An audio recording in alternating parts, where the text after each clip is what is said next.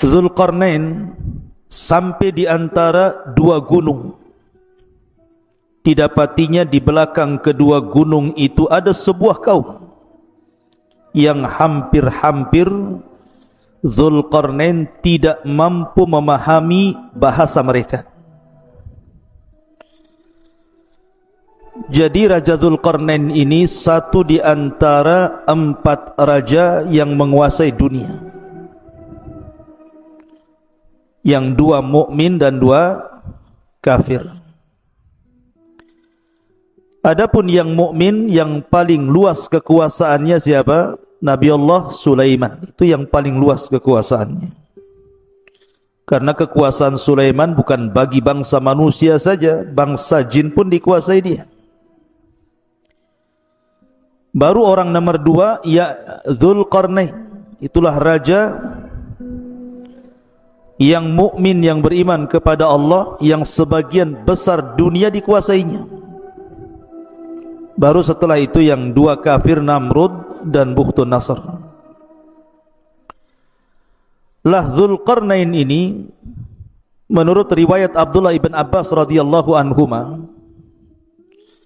keliling dunia sampai menghabiskan waktu 500 tahun lamanya. Sampai suatu ketika Dzulqarnain ini mengarah ke sebuah arah, maka dia kemudian sampai di antara 2 gunung. Lah di balik 2 gunung itu ada sebuah kaum.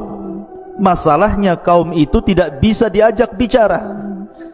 Kalaupun mereka bisa diajak bicara, Dzulqarnain tidak paham maksudnya. Karena Dzulqarnain baru sampai di tempat itu. Tetapi bagaimanapun Allah subhanahu wa ta'ala berikan kemampuan kepada Dzulqarnain itu, thumma atba'a sababa. Jadi Dzulqarnain itu diberikan oleh Allah kemampuan untuk memahami apa yang menjadi sulit bagi dia menjadi mudah. Akhirnya diriwayatkan Dzulqarnain mempersiapkan 10 penerjemah. Yang satu penerjemah ke penerjemah yang lainnya itu beda bahasa. Jadi kaum yang tidak bisa dipahami bahasanya ini kemudian bicara kepada penerjemah pertama dengan bahasa lain. Penerjemah pertama, kedua menggunakan bahasa lain lagi. Penerjemah kedua, ketiga menggunakan bahasa lain lagi, sampai 10 bahasa untuk menerjemahkan keinginan kaum di balik 2 gunung itu. Setelah 10 bahasa, Dzulqarnain baru paham. Oh, maksudnya apa? Apa maksudnya keinginan mereka? Itu digambarkan dalam Al-Quran.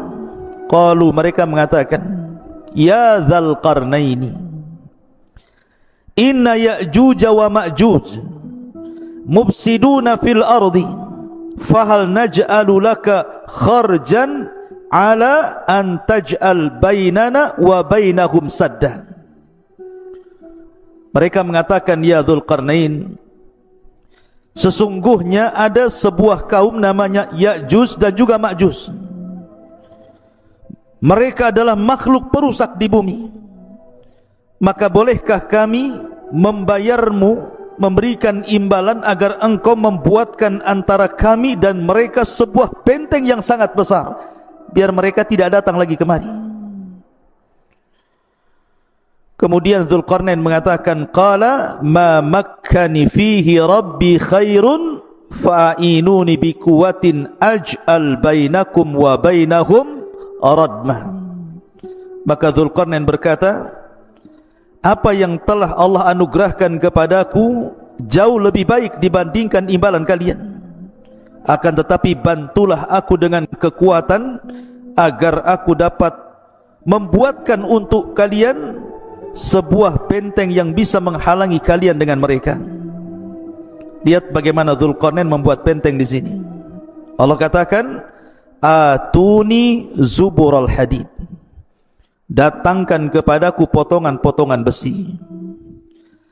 Hatta idza sawa bainas sadafaini, hingga ketika potongan-potongan besi itu telah terpasang sama rata dengan puncak gunung itu. Jadi besi itu ditancap-tancapkan seperti pagar begitu, sampai tingginya sama dengan gunung itu. Kemudian kata Dzulqarnain, qala khfuhu hatta idza ja'alahu naran qala atuni ufrig alaihi qatran famastata'u an yadharu wa mastata'u lahu nakbah. Maka Dzulqarnain berkata, tiupkanlah hingga ketika besi itu sudah menjadi merah karena terbakar api. Maka dia mengatakan, berilah aku agar kutuangkan ke atas besi itu tembaga yang sangat mendidih, maka mereka Ya'juj dan Ma'juj tidak dapat mendakinya dan tidak dapat pula melubanginya. Menunjukkan bahwa ini kekuatan yang Allah subhanahu wa ta'ala anugerahkan kepada Dzulqarnain. Dari sini terjadi perselisihan ulama. Apakah Dzulqarnain itu seorang nabi ataukah bukan? Bagi yang mengatakan bahwa Dzulqarnain seorang nabi, berarti mukjizatnya mampu membentuk sebuah benteng yang menghalangi antara Ya'juj dan Ma'juj dengan kaum yang tidak bisa dipahami bahasanya itu. Tetapi bagi yang mengatakan bahwa Dzulqarnain bukan nabi, itu hanya karamah saja. Allah anugerahkan kepada Dzulqarnain karena keajaiban dunia itu tidak lepas dari 3 perkara: mukjizat, karamah dan sihir. Mukjizat bagi para nabi, karamah bagi para wali, dan sihir bagi para dukun. Yang ingin saya kisahkan bukan kisah Dzulqarnain, tetapi yang saya ingin kisahkan malam ini tentang siapa Ya'juj dan Ma'juj itu. Baik, di dalam hadis Nabi SAW mengatakan, lan taquma as-sa'ah hatta yakuna qablaha asyra ayatin tulu'us syamsi min maghribiha wa khurujud dabbati wa khuruju Ya'juj wa Ma'juj. Dalam sebuah hadis yang dikeluarkan Abi Dawud, Nabi SAW bersabda, tidak mungkin tegak hari kiamat sampai kalian mendapati 10 tanda dari tanda-tanda besar hari kiamat. Dalam hadis ini disebutkan sebagiannya. Pertama, munculnya matahari dari arah barat. Yang kedua, munculnya binatang bumi yang bisa bicara. Dan yang ketiga, Ya'juj dan Ma'juj. Kapan keluarnya Ya'juj dan Ma'juj itu, ikhwan? Dan siapa Ya'juj dan Ma'juj itu? Ada yang mengatakan bahwa Ya'juj dan Ma'juj itu satu bapak dengan kita. Bukan satu bapak satu ibu. Kalau saya dengan antum itu satu bapak satu ibu, dari Adam dan Hawa. Tapi Ya'juj dan Ma'juj itu satu bapak saja, lain ibu dengan kita. Lalu siapa ibunya? Ada yang mengatakan bahwa suatu ketika Nabi Adam ini ihtilam, mandi ataupun mimpi basah, sehingga sampai mengeluarkan sperma. Lah spermanya Adam ini jatuh ke tanah. Rupanya karena jatuh ke tanah itulah akhirnya sperma yang menyatu dengan tanah itu tiba-tiba membentuk manusia dari tanah. Itulah yang disebut dengan Ya'juj dan Ma'juj. Jadi bapaknya Adam, ibunya tanah. Nah, itu pendapat yang pertama. Berarti Ya'juj dan Ma'juj dengan kita itu satu bapak, karena beda ibu. Kalau kita kan satu ibu satu bapak. Kalau mereka satu bapak dengan kita saja. Tapi tentu riwayat ini batil, ikhwan. Karena tidak bisa kita menetapkan sesuatu tanpa dalil. Ini cerita Israiliyat. Ya. Tetapi pendapat yang kuat bahwa Ya'juj dan Ma'juj itu satu bapak satu ibu dengan kita. Dia turunan Adam dan juga turunan Hawa. Allah Subhanahu wa taala berfirman dalam surah Al-Ankabut ayat 15, fa'anjaynahu wa ashabas safinati. Kami selamatkan Nuh dan seluruh orang-orang yang ada di perahunya. Dan Allah juga mengatakan dalam surah As-Saffat ayat 77, wa ja'alna dzurriyyatahu humul baqin. Dan kami jadikan seluruh anak turunan Nuh itu yang akan hidup sampai kiamat. Dari sini bahwa Ya'juj dan Ma'juj itu secara nasab itu sampai kepada Nuh alaihi salatu wassalam. Disebutkan bahwa dalam sebuah hadis yang diriwayatkan dalam kitab Al-Musnad ataupun dalam kitab Sunan, jadi Nuh alaihi salatu wassalam itu kan memiliki beberapa putra. Ada 4 putra, tetapi yang satu kafir, namanya Kan'an, itu kafir, ikut agama ibunya dan mati tenggelam.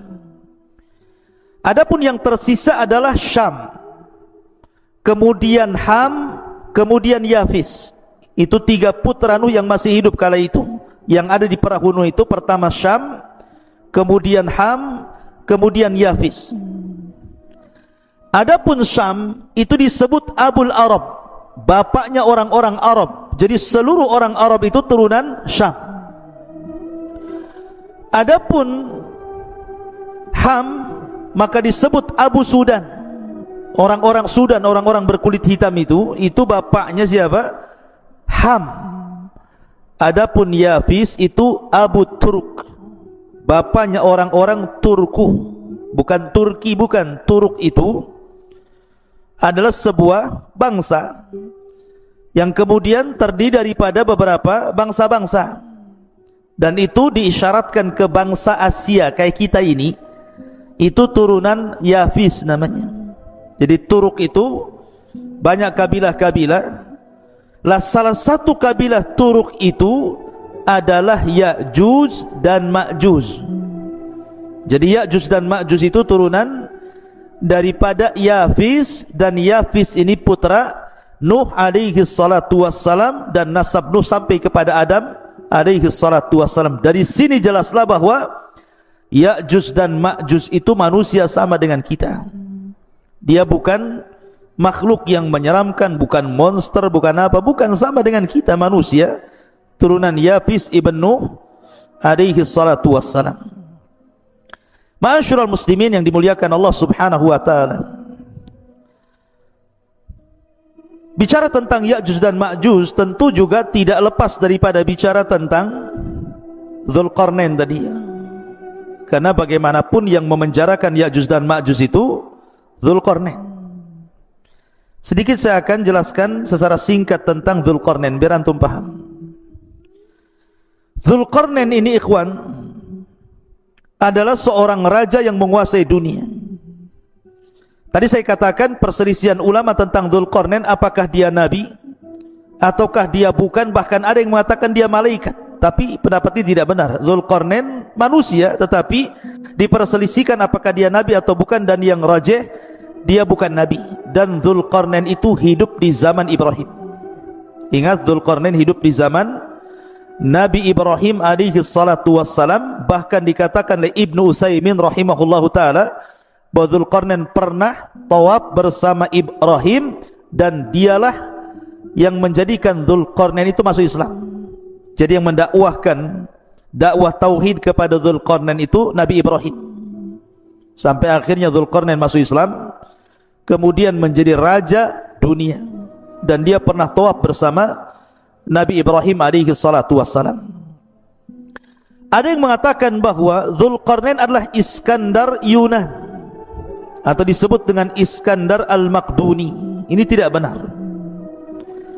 Memang Iskandar Yunan atau Iskandar Al-Maqduni, yang dia punya guru namanya Aristoteles. Antum pernah dengar Aristoteles itu pendiri pemahaman filosof. Ya, kalau disebut dengan filosof Yunan, itu artinya didirikan oleh Aristoteles. Nah, itu nanti ada murid-muridnya Plato dan yang lainnya. Ya, lah Aristoteles ini seorang Yunan, dialah yang kemudian menjadi guru besarnya Iskandar Al-Maqdun, atau disebut dengan Iskandar Al-Yunan. Memang di zaman itu Iskandar Al-Yunan Al-Maqdum itu menguasai dunia.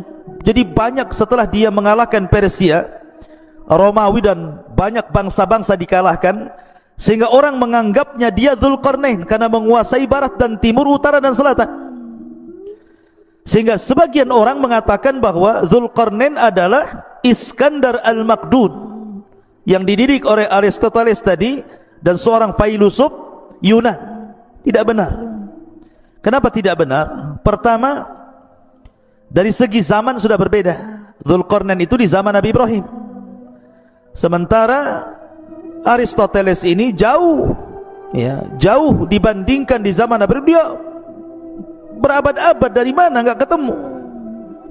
Yang kedua, Dzulqarnain ini seorang muslim, orang yang bertauhid kepada Allah Azza wa Jalla, sementara Al-Iskandar Al-Makdun atau Yunan itu kafir, sehingga nggak ketemu. Dari segi agama saja tidak ketemu. Maka Dzulqarnain ya Dzulqarnain, orangnya lain. Kemudian Iskandar Al-Yunan atau Al-Makdun ya Iskandar Al-Makdun, lain lagi. Maka jangan disamakan, itu dua orang yang berbeda. Intinya bahwa Dzulqarnain adalah seorang raja, seorang muslim, masuk Islam di tangan Nabi Ibrahim alaihi salatu wassalam, kemudian menjadi raja dan menguasai dunia. Lah di zamannya inilah Ya'juj dan Ma'juj kemudian dibenteng oleh dia sehingga tidak bisa keluar. Adapun tentang sifat Ya'juj dan Ma'juj itu, bagaimana bentuknya sebenarnya? Ibnu Hajar rahimahullahu ta'ala menyebutkan beberapa pendapat para ulama tentang bentuk fisiknya Ya'juj dan Ma'juj itu. Kata beliau bahwa ada sebagian orang mengatakan bahwa Ya'juj dan Ma'juj itu badannya seperti syajaratil aruz, seperti pohon aruz. Pohon aruz itu berada di Syam atau tepatnya di Lubnan sana, di Libanon. Itu banyak pohon aruz, itu tinggi sekali, ya. Jadi pohon aruz itu sangat tinggi sekali, sampai dijelaskan tingginya itu ishruna wa mi'ata dhirah, 120 hasta. Satu hasta segini. Kalau 120 hasta, kalau 120 bagi 2 berapa? 60. Berarti 60 meter. Karena satu hasta itu setengah meter. Berarti tingginya Ya'juj dan Ma'juj itu 60 meter. Masjid ini saja baru 10 meter. Berarti 6 kali tingginya masjid ini. Berarti tinggi sekali Ya'juj dan Ma'juj itu. Raksasa kan begitu ya. Ini satu pendapat. Jadi Ya'juj dan Ma'juj itu setinggi itu karena dimisalkan dengan pohon aruz yang ada di Syam, di Lubnan sana. Ini satu pendapat. Pendapat yang kedua bahwa Ya'juj dan Ma'juj itu simfun arba'atu adru fi arba'ati adru. Satu dhira, satu hasta. Jadi dia tingginya 4 hasta, lebarnya 4 hasta. Nah, jadi kotak itu jadinya, ya. Jadi bentuk Ya'juj dan Ma'juj itu 2 meter tingginya, kemudian panjangnya juga 2 meter, lebarnya 2 meter, tingginya 2 meter. Jadi kayak kardus jadinya, ya. Jadi itu ada juga yang mengatakan Ya'juj dan Ma'juj itu seperti itu. Kemudian juga ada yang berpendapat simfun yaftarishuna adhanahum wa yaltahifuna bil ukhra. Jadi Ya'juj dan Ma'juj itu punya telinga besar sekali. Telinganya besar sekali, panjang. Jadi satu telinga digunakan untuk selimut dia kalau dia tidur, maka satu telinganya lagi digunakan untuk membunuh, untuk menyerang. Nah, ini kayak apa ini? Telinganya besar sekali, ya. Kemudian juga ada yang mengatakan bahwa Ya'juj dan Ma'juj itu tuluhum shibrun aw shibraini wa atwaluhum salasata ashbar. Paling tinggi 3 jengkal segini. Seginilah, segini. Ada juga yang 2 jengkal, ada juga 1 jengkal segini tingginya itu. Berarti manusia kerdil. Tapi sekali lagi ini hanya pendapat, tidak didasari dalil-dalil sama sekali. Ini hanya dinukilkan dari kisah Israiliyat. Jadi Al-Hafidh Ibnu Hajar menukilkan pendapat tentang bentuk Ya'juj dan Ma'juj ini adalah semuanya riwayat dhaifah, tidak ada yang sahih. Lalu yang sahih seperti apa?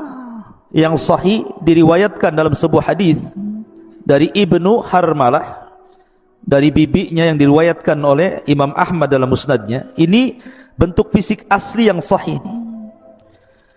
Disebutkan dalam sebuah hadis, khataba Rasul sallallahu alaihi wasallam wa huwa asibu isba'ahu min ladghati aqrabin. Rasul sallallahu alaihi wasallam berkhutbah dalam keadaan jarinya tersengat kalajengking. Kemudian beliau mengatakan, innakum taquluna la aduwa wa innakum la tazaluna tuqatiluna aduwan hatta ya'tiya ya'juj wa ma'juj iradul wujuh sigharul uyun syuhbus syi'af min kulli hadhabin yansilun ka'anna wujuhahum al-mujanal mutraqatu. Kata Nabi SAW, kalian mengatakan tidak ada musuh lagi, padahal sesungguhnya kalian akan terus memerangi musuh sampai datangnya sebuah kaum yang namanya Ya'juj dan Ma'juj. Siapa mereka? Mereka adalah lebar mukanya, kecil matanya alias sipit, warna putih di rambut atasnya. Mereka mengalir dari tempat-tempat yang tinggi, seakan-akan wajah mereka persis seperti perisai perang. Artinya bahwa Ya'juj dan Ma'juj itu, kalau kita kelompokkan satu dunia ini, orang-orang yang mirip dengan Ya'juj dan Ma'juj itu, berdasarkan hadis Imam Ahmad ini, mengisyaratkan ke mana? Ke bangsa Cina. Ke bangsa Cina, kan? Kita ini orang-orang Asia itu kan matanya sipit, bulat, pendek gitu ya. Orang-orang kayak orang-orang Mongol gitu ya. Ya, jadi Ya'juj dan Ma'juj itu disyaratkan kepada bangsa-bangsa Cina. Tapi bukan berarti kemudian Ya'juj dan Ma'juj itu Cina, tidak ada. Bukan, orang Cina bukan Ya'juj dan Ma'juj. Maksudnya fisiknya persis seperti mereka. Seperti orang Cina. Kalau Novel ini tidak seperti orang Cina, orang Bangla ini. Ya. Jadi Ya'juj dan Ma'juj itu seperti orang Cina, maksudnya fisiknya, tapi bukan berarti Cina itu Ya'juj Ma'juj, tidak. Karena ada yang berpendapat bahwa Ya'juj Ma'juj itu Cina, bukan. Kemudian benteng yang dibangun Dzulqarnain itu tembok Cina, ya, nggak nyambung, ikhwan. Jaka sembung nggak nyambung. Kenapa? Karena tadi saya sudah jelaskan ayatnya, kan, bahwa temboknya Dzulqarnain itu terbuat dari besi, kemudian dilumuri tembaga. Nah, tembok Cina dari mana? Dari tembok, dari batu bata aja disusun. Yang kedua, tembok Cina pernah roboh sebagiannya. Kalaupun seandainya dirudal itu bisa roboh, tapi benteng Ya'juj dan Ma'juj tidak bisa, kuat sekali. Dan itu berdasarkan Al-Quran dan juga hadis Nabi SAW. Tidak mungkin roboh benteng itu kecuali Allah izinkan roboh. Jadi tidak ada kaitan benteng Cina dengan bentengnya Dzulqarnain atau Ya'juj dan Ma'juj dengan orang Cina. Nggak ada kaitan di situ. Ya'juj dan Ma'juj lain, benteng Cina juga lain, bukan benteng Ya'juj dan Ma'juj. Ya, secara fisik ya persis gitu saja. Ya. Ma'asyiral muslimin yang dimuliakan Allah Subhanahu wa taala. Kemudian dari segi jumlah mereka kan sekarang terkurung, ikhwan, karena ada yang mengatakan di balik benteng ini di mana? Apakah dalam tanah, di gua-gua, di gorong-gorong gitu ya, atau di dalam dasar lautan, atau di atas bumi, wallahu alam. Tetapi lihat bagaimana Allah Subhanahu wa taala gambarkan betapa banyaknya mereka. Nabi SAW bersabda dalam hadis Abi Sa'id Al-Khudri radhiyallahu an. Nabi SAW mengatakan, yaqulullah, berarti di sini hadis qudsi ya, Allah berfirman, ya Adam, wahai Adam. Jadi suatu ketika Allah akan memanggil Nabi Adam. Kemudian Adam mengatakan, labbaika wa sa'daika wal khairu fi yadaik. Kata Adam, labbaik, ku sambut panggilanmu ya Rabb dengan senang hati dan kebaikan semua di tanganmu ya Rabb. Fayaqul, maka Allah berfirman, akhrij ba'than nar. Wahai Adam, keluarkan pasukan penghuni neraka. Adam, keluarkan pasukan penghuni neraka. Kemudian dia mengatakan, inna kulla alfi tis'a mi'atin wa tis'atan wa tis'ina fa indahu yashibus saghir wa tada'u kullu dhati hamlin hamlaha wa tara an-nasa sukara wa ma hum bisukara walakinna adzaballahi syadid. Qalu ya Rasulullah wa ayyuna dhalikal wahid? qala abshiru fa inna minkum rajulan wa min Ya'juj wa Ma'juj alfa. Perhatikan ya. Kemudian kemudian Allah berfirman kepada Adam, keluarkan pasukan penghuni neraka. Adam bertanya, apa pasukan penghuni neraka itu ya Rabb? Maka Allah mengatakan, mereka dari setiap 1000 orang 999 orang. Jadi perbandingan kita dengan Ya'juj dan Ma'juj itu, jadi kalau ada 1000 orang, maka satu kita 999 Ya'juj dan Ma'juj. Anda bisa bayangkan bandingannya itu. Jadi kalau antum di sini ada 20 orang, dibandingkan dengan Ya'juj dan Ma'juj, setiap satu orang bandingannya 999. Berarti jumlah mereka banyak. Jadi kalau antum melawan Ya'juj dan Ma'juj, antum satu orang melawan 999 Ya'juj dan Ma'juj. Kira-kira menang gak tuh? Antum satu orang lawan satu orang aja kalah antum. Ini 999, bonyok lah. Banyak jumlahnya kan. Macam mana cara melawannya ini? Sekian banyaknya itu kan.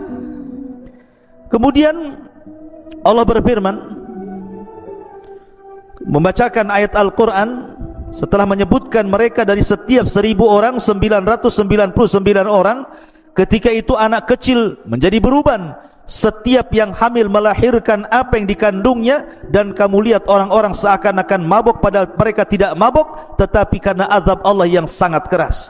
Para sahabat bertanya, Rasul, siapa yang satu itu? Maka Nabi SAW mengatakan, bergembiralah, sesungguhnya penghuni neraka itu satu di antara kalian, dan Ya'juj dan Ma'juj 1000 dari mereka. Artinya dari 1000 orang itu satu di antara kita, 999 dari mereka. Menunjukkan penghuni neraka banyak sekali. Karena dari Ya'juj dan Ma'juj saja bandingannya 1 banding 999 jiwa gitu ya. Maka dari hadis ini ada beberapa faedah. Pertama, Ya'juj dan Ma'juj calon penghuni neraka. Yang kedua, jumlah mereka besar. Dan yang ketiga, mereka adalah turunan Adam alaihi salatu wassalam. Ada hadis, tetapi memang dilemahkan sebagian para ulama, yang mengatakan bahwa Ya'juj dan Ma'juj itu, jelaskan, Ya'juj ummatun wa Ma'juj ummatun, kullu ummatin arba'atu alafin ummah, la yamutur rajulu minhum hatta yangdura ila alfi dzakarin min sulbihi kulluhum qad hamala silah. Jadi ada hadis yang mengatakan, satu orang Ya'juj dan Ma'juj itu tidak akan mati sampai dia melahirkan anak cucunya, sampai jumlah mereka itu 1000 orang, baru mereka mati. Jadi kalau Ya'juj dan Ma'juj ini mati, pasti sudah memiliki anak cucu dan jumlahnya 1000 orang, dan mereka sudah siap berperang dengan senjata mereka. Tapi hadis ini lemah ya. Tapi masyhur dalam kisah-kisah Ya'juj dan Ma'juj kalau dijelaskan oleh para ulama.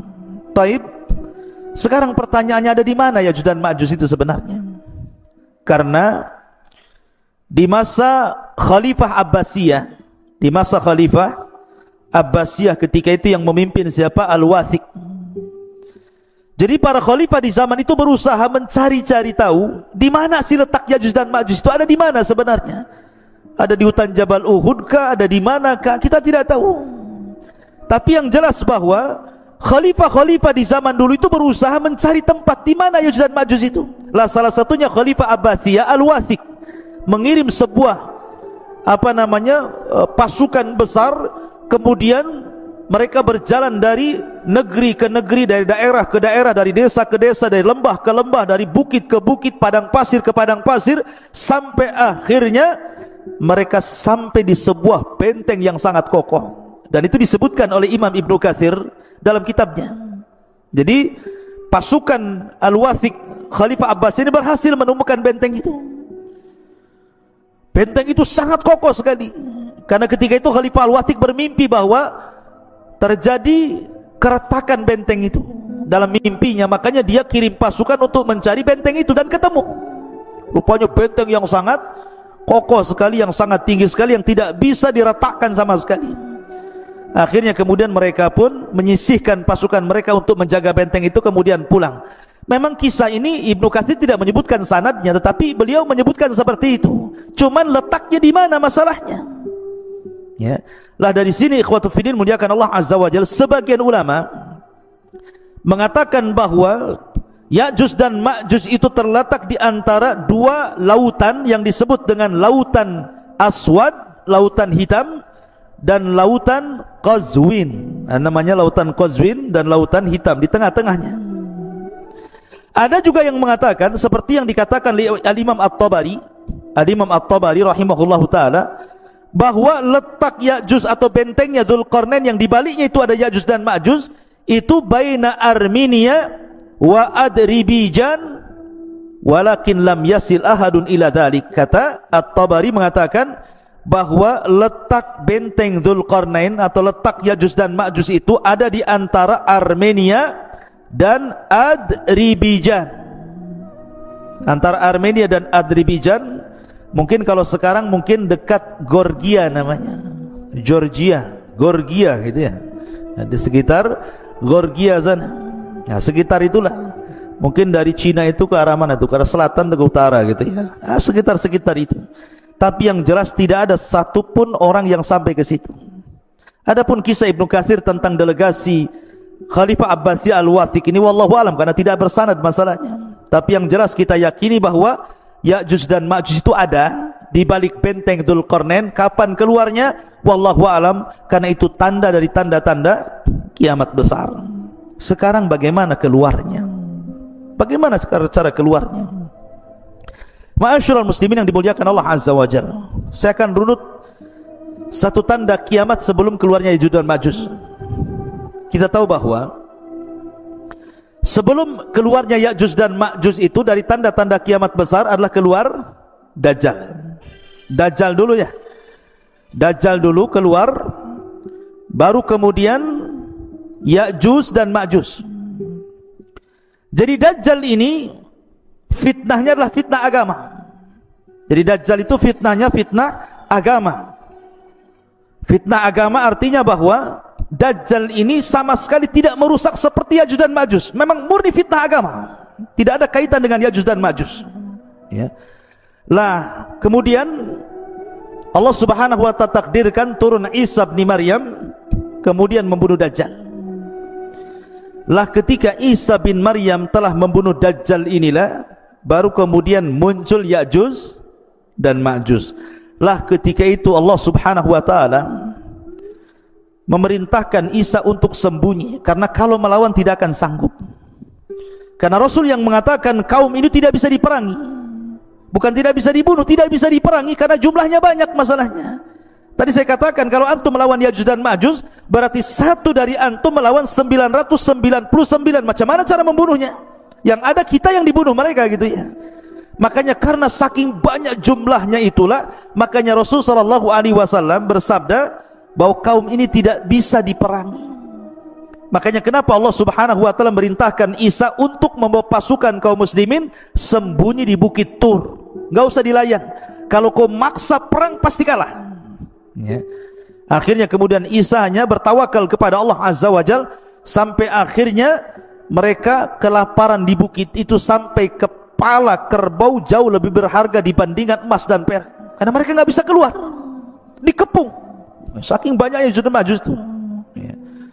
Lah dari sini ikhwatu fillah muliakan Allah Azza wa Jalla, Allah subhanahu wa ta'ala berfirman, ataupun hadis Nabi sallallahu alaihi wasallam dari Sam'an, dari Nawas ibn Sam'an, idh awhallahu ila Isa, Allah subhanahu wa ta'ala mewahyukan kepada Isa bin Maryam, inni qad akhrajtu ibadan li la yadani li ahadin biqitalihim faharriz ibadi ila Tur. Sesungguhnya aku mengeluarkan hamba-hambaku yang tidak ada kemampuan bagi seorang pun untuk memeranginya. Biarkanlah mereka hamba-hambaku menuju Tur. Jangan dilayan Ya'juj dan Ma'juj itu. Wa yab'atsullahu Ya'juj wa Ma'juj wa hum min kulli hadabin yansirun. Maka Allah subhanahu wa ta'ala mengeluarkan Ya'juj dan Ma'juj mereka mengalir dari setiap ketinggian seperti bah api saking banyaknya. Fayamurru wa awailuhum ala buhairatit tabariyah fayashrabun ma fiha wa yamurru akhiruhum fayaquluna laqad kana bihadhihi marratan ma. Kemudian mereka melewati danau Tabariyah. Jadi satu kloter Yajuj dan Majuj yang baru keluar dari benteng itu sampai di danau Tabariyah. Lah benteng Yajuj dan Majuj itu kan sudah retak tuh. Rasulullah SAW di zamannya saja ada bolongan seperti ini bentengnya. Jadi musuh itu bisa ngeker tuh dari dalam tuh. Jadi apa yang di luar dikeker gitu ya, tapi tidak bisa keluar. Jadi kelompok yang pertama keluar itu mereka melintasi sebuah danau yang disebut dengan danau Tiberias, danau Tabariyah dalam bahasa Arab, dalam bahasa kita Tiberias itu. Mereka minum sampai kering, tidak ada sisa air itu, padahal baru sedikit itu yang keluar. Kemudian kloter yang kedua datang dan mengatakan, sungguh dulu di sini banyak airnya, kenapa kemana air ini? Padahal sudah diminum oleh kloter pertama. Saking banyaknya, bayangkan, minum pun semuanya diminum dia. Lewat danau diminum dia, lewat got diminum dia, semua diminum dia. Karena mereka nggak pernah melihat air seperti itu kan, mereka terbenteng dalam benteng. Kemudian qalu, aduh, Bang Karim ini ganggu saja nih. Qalu, mereka mengatakan, ya dzal qarnaini inna ya'juj wa ma'juj mufsiduna fil ardi fahal naj'alu laka kharajan ala an taj'al bainana wa bainahum sadda. Kemudian Dzulqarnain mengatakan, sesungguhnya Ya'juj dan Ma'juj mereka perusak di permukaan bumi. Jadi ikhwan, ketika Ya'juj dan Ma'juj keluar itu, Ya'juj dan Ma'juj itu fitnahnya berbeda dengan Dajjal. Kalau Dajjal itu kan fitnah agama, kamu kalau ikut saya senangkan, tapi kalau tidak ikut saya bunuh kau, bahasanya seperti itu. Ataupun mungkin fitnah yang lain, fitnah dabatul ar gitu ya, fitnah binatang yang melata dari perut bumi, tugasnya stempel saja, mukmin kafir gitu. Tapi Ya'juj dan Ma'juj ini memang asli merusak, tidak ada hubung kait dengan agama.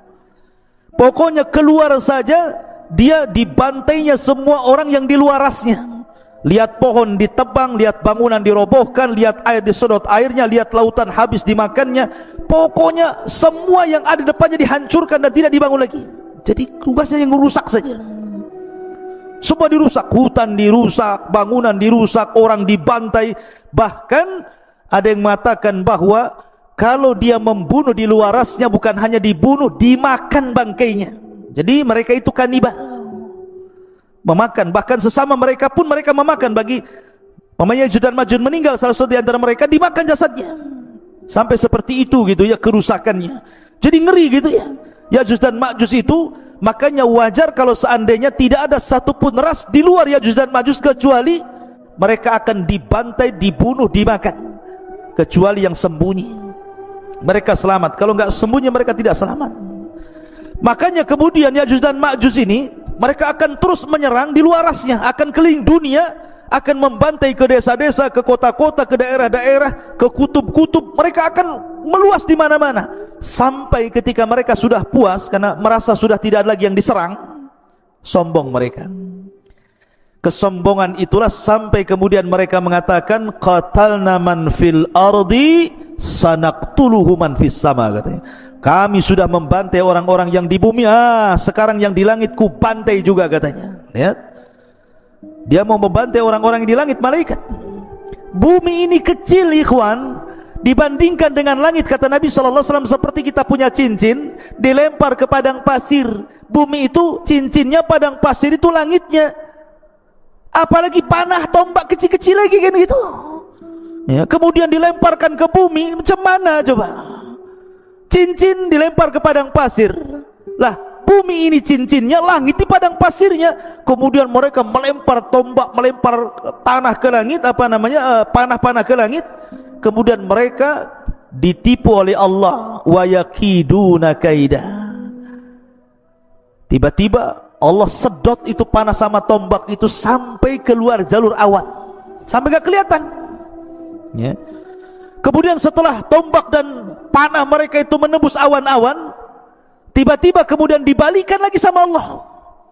Dan Allah subhanahu wa ta'ala kemudian lumuri di ujung-ujungnya itu darah-darah, seolah-olah mereka sudah membunuh orang-orang yang ada di langit, padahal tidak ada satu makhluk yang terkena tembakan itu. Allah hendak menipu daya mereka sehingga mereka makin sombong. Sekarang mana lagi, di langit sudah kami bunuh, di bumi sudah kami bunuh, mana lagi katanya. Sombongnya mereka. Dari itulah maka akhirnya Allah subhanahu wa ta'ala, al-jaza'u min jinsil amal, mulai Allah membalas perbuatan mereka. Masyarul muslimin yang dimuliakan Allah subhanahu wa ta'ala, lah Ya'juj dan Ma'juj ini sebenarnya mereka susah keluar sebenarnya. Setiap hari itu mereka, sampai hari ini mereka hendak keluar melobangi. Jadi kalau sudah lubang kemudian matahari mulai terbit, maka matahari mulai terbenam, maka mereka kemudian pulang lagi. Begitu setiap hari, ya. Ketika mereka datang lagi, rupanya lubang yang kemarin sudah tertutup lagi. Sampai akhirnya di akhir zaman, kata Nabi SAW, pimpinan mereka Ya'juj dan Ma'juj mengatakan kepada anak buahnya, ghadan nahfiru insyaallah. Besok, katanya Ya'juj dan Ma'juj, pemimpinnya mengatakan, kita akan gali lagi lubang ini insya Allah. Setelah diilhamkan pemimpinnya mengucapkan insya Allah, maka tiba-tiba lubang itu tidak kembali lagi, tetap lubang. Akhirnya digali sampai mereka bisa menembus di luar benteng. Dari situ Allah mengatakan min kulli hadabin yansilun, keluar semua dari lubang itu, kemudian membantai, membunuh di luarasnya. Masyarul muslimin yang dimuliakan Allah azza wa jalla. Lalu bagaimana akhir perjalanan Ya'juj dan Ma'juj itu? Jadi ketika Ya'juj dan Ma'juj itu sudah membantai semua di luar rasnya, manusia-manusia di luar rasnya, kecuali yang selamat, ya, tadi Isa dan para pengikutnya yang ada di Bukit Tur, dan orang-orang yang sembunyi entah di mana, entah berantah, yang penting mereka selamat. Maka Isa melihat kerusakan itu kemudian berdoa kepada Allah agar Allah menghancurkan mereka. Dari sini Allah subhanahu wa ta'ala kemudian mengutus apa? Naghaf. Apa Naghaf? Naghaf itu semacam ulat. Lihat bagaimana kalau Allah menghancurkan sebuah kaum, tidak perlu ngirim buaya, apalagi buaya darat, ya. Jadi cukup dikirim ulat saja, tidak perlu mengirim harimau, cukup ulat. Jadi ketika Ya'juj dan Ma'juj itu sedang tertidur, semuanya tertidur, istirahat, tiba-tiba Allah kirim ulat banyak sekali, di mana-mana ada ulat. Rupanya ulat itu berjalan ke belakang sampai di tengkuknya. Tiba-tiba Allah subhanahu wa ta'ala jadikan ujung mulut ulat itu menembus tengkuk Ya'juj dan Ma'juj, masuk dari belakang, kemudian merusak isi badannya. Subhanallah, seperti listrik kalau antum cabut gardunya itu, apa yang terjadi? Bukan satu yang mati, satu batang mati. Kalau gardunya dicabut, satu batang mati. Artinya ketika satu Ya'juj dan Ma'juj mati, semua mati. Bukan ini dulu mati, besok ini, minggu depan ini, enggak, ya. Jadi satu mati, mati semua. Subhanallah, coba bayangkan bagaimana Allah subhanahu wa ta'ala bisa mewafatkan Ya'juj dan Ma'juj dalam satu waktu. Tidak harus menunggu hari ini, besok, bulan, dah. Satu mati semua. Subhanallah. Dan bangkainya Ya'juj dan Ma'juj setiap satu bengkal ada, satu jengkal, karena jumlah mereka banyak. Sehingga Isa bin Maryam kebingungan ketika melihat jusas, bangkai-bangkai Ya'juj dan Ma'juj yang berserakan di sana sini. Maka kemudian Isa pun berdoa kembali untuk Allah membersihkan mereka. Dikirimlah burung-burung unta, burung-burung besar seperti unta, kemudian diangkatlah jasadnya. Dalam riwayat Musnad Imam Ahmad, dilempar ke lautan, entah berantah laut mana. Yang jelas bukan laut Batam sini, yang jelas laut mana, sampai bersih bumi. Yang namanya bangkai dibuang, tetap masih ada sisanya. Maka Isa berdoa lagi agar betul-betul Allah subhanahu wa ta'ala membersihkan bumi. Maka Allah kirimkan hujan, sampai hujan ini membuat banjir, sehingga sisa-sisa Ya'juj dan Ma'juj masuk ke sungai-sungai, masuk ke solokan, masuk ke laut-lautan. Akhirnya betul-betul bersih bumi. Allah kembalikan bumi seperti di zaman Adam. Pohonnya besar-besar, sampai pohon delima, satu buah, satu kampung bisa masuk ke cangkangnya. Bisa bayangkan, pohonnya besar, satu buah ada 5, itu kalau dibelah satu kampung bisa masuk ke cangkangnya itu, sambil makan di dalam. Kalau ada 5 sekarang segede gini, sudah kecut lagi, kecil gini. Jadi nanti di akhir zaman itu delima itu ruman itu besar sekali. Ya, bisa puluhan masuk di situ. Karena Allah suburkan kembali sebagaimana di zaman ketika awal bumi dihidupkan, subur. Dari sini akhirnya Isa bin Maryam mulai membawa pasukan Imam Mahdi yang sudah meninggal, memimpin dunia, mematahkan salib, kemudian membunuh babi, kemudian menegakkan keadilan. Bagi yang tidak mau ikut syariat Islam maka akan dibantai, bagi yang ikut maka selamat. Sampai akhirnya Isa pun haji. Setelah haji kemudian Isa bin Maryam meninggal dunia. Hanya 7 tahun setelah itu Isa bin Maryam meninggal dunia. Nah, itu diantara kisah Ya'juj dan Ma'juj yang disebutkan dalam surah Al-Kahfi.